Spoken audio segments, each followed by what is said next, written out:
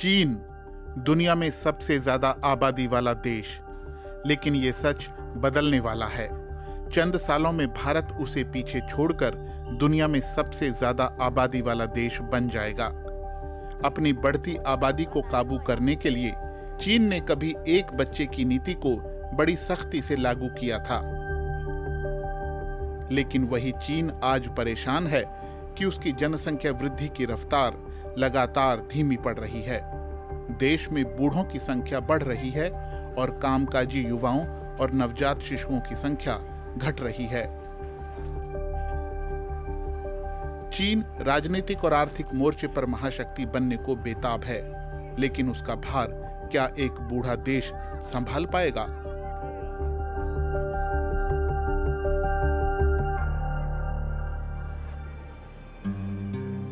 चीन की जनसंख्या वृद्धि हाल के दशकों में अपने सबसे निचले स्तर पर आ गई है। जनगणना के ताजा आंकड़े दिखाते हैं कि बीते 10 साल में चीन की आबादी सिर्फ 5.4% की रफ्तार से बढ़ी है। 11 मई 2021 को जारी आंकड़े बताते हैं कि चीन की आबादी 141 करोड़ है।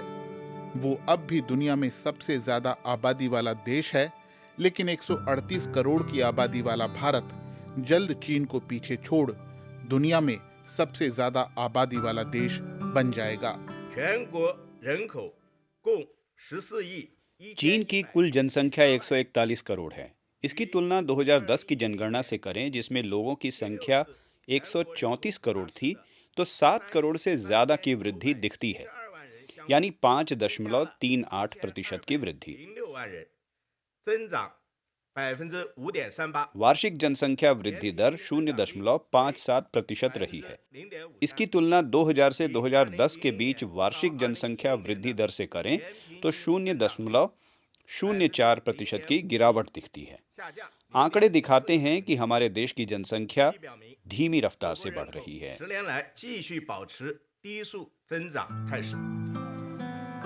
बीते 10 साल में चीन की आबादी में 15 से 59 साल की उम्र के लोगों की संख्या में 7% की गिरावट आई है।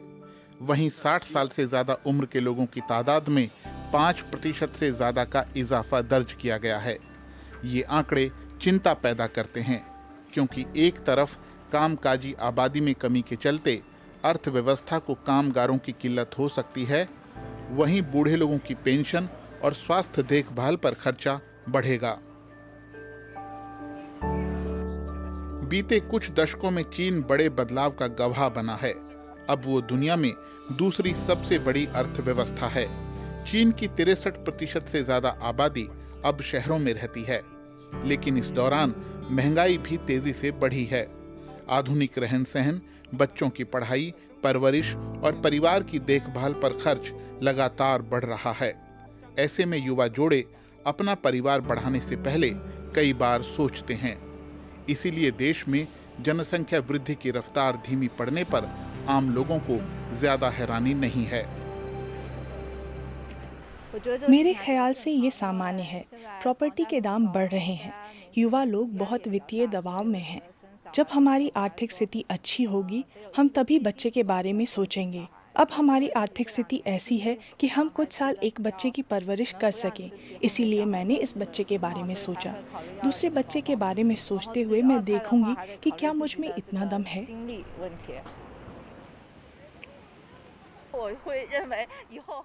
मुझे लगता है कि भविष्य में जनसंख्या वृद्धि की रफ्तार धीमी और धीमी होगी।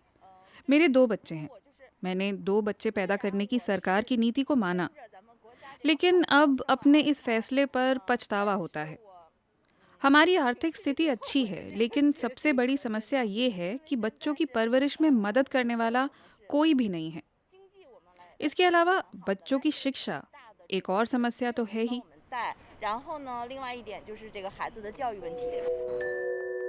आज चीन की सिकुड़ती आबादी सत्ताधारी कम्युनिस्ट पार्टी की दीर्घकालिक नीति का नतीजा है। 1979 में देश की बढ़ती आबादी को काबू करने के लिए चीन में एक बच्चे की नीति को सख्ती से लागू किया गया था। उस वक्त जो भी जोड़ा दूसरा बच्चा पैदा करता था, उसे भारी जुर्माना चुकाना पड़ता था। देश की 90% आबादी इस नीति से प्रभावित हुई। सिर्फ 10% लोगों को दूसरा बच्चा पैदा करने की रियायत मिली क्योंकि वो बहुसंख्यक हान समुदाय से नहीं थे। इसी का नतीजा है कि चीन की जो प्रजनन दर 1960 में 5.7% थी, वो 2011 में घटकर 1.5% पर आ गई।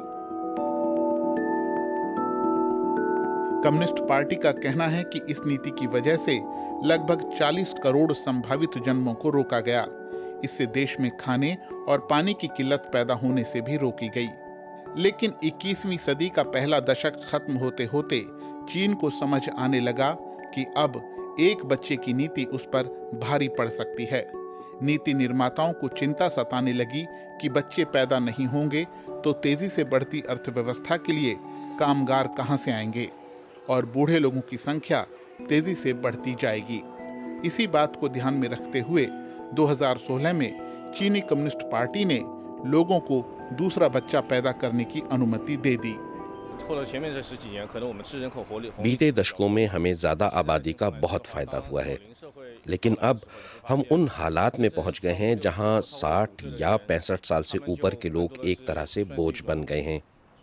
अब जरूरी हो गया है कि नौजवान लोग बच्चे पैदा करें और इसमें अपना योगदान दें।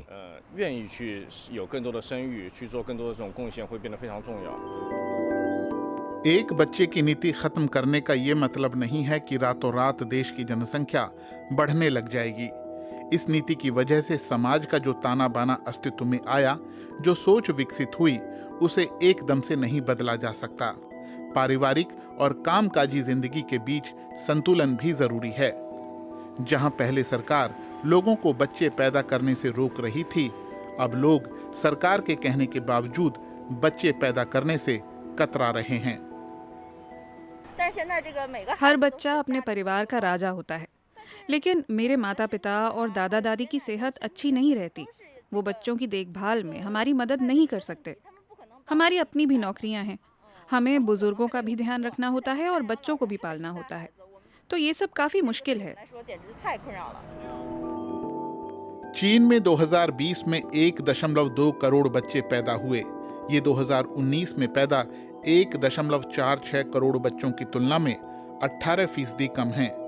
कम होती जन्म दर चीन के नेताओं के लिए चुनौतियों को बढ़ाएगी, जो एक संपन्न समाज तैयार करना चाहते हैं और तकनीकी उद्योग और आर्थिक वृद्धि के जरिए दुनिया भर में अपना दबदबा कायम करना चाहते हैं। कुछ रिसर्चर मानते हैं कि चीन की आबादी पहले ही सिकुड़नी शुरू हो गई है। वो चीन की तरफ से दिए जाने वाले जनगणना के आंकड़ों पर भी संदेह जताते हैं। पिछली जनगणना को देखें तो मुझे नहीं लगता कि चीन की आबादी 128 करोड़ से ज्यादा होगी। 130 करोड़ से ज्यादा वृद्धि करना बहुत मुश्किल है।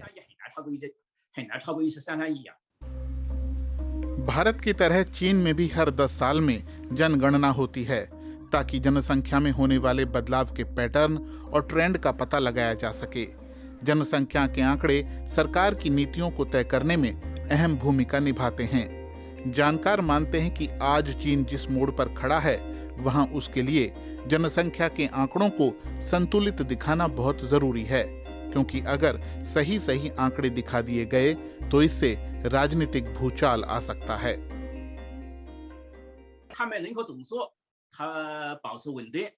उन्होंने आर्थिक अस्थिरता से बचने के लिए कुल जनसंख्या को स्थिर बनाया है, लेकिन प्रजनन की घटती दर को छुपाना मुश्किल है।